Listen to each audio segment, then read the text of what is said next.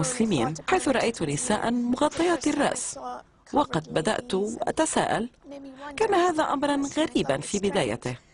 بعدها أصبح لي أصدقاء مسلمين في المدرسة، وبدأت أتساءل، ورويدا بدأت أتعلم عن الإسلام. ولم يكن الهدف حينها التحول إلى الإسلام، وإنما من باب الفضول. لكن مع مرور الوقت بدأت أغير بعض عاداتي، حيث توقفت عن أكل لحم الخنزير، وشيئا فشيئا بدأت أتغير.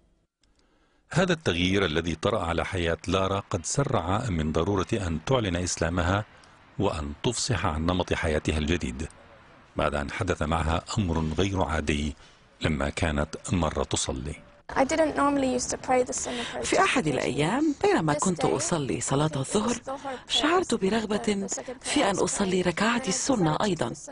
فجأة بدأت في البكاء. شعرت حينها أنها إشارة، وقلت لنفسي: ماذا أنتظر أكثر من هذا؟ لماذا لا أعلن إسلامي رسميا إذن؟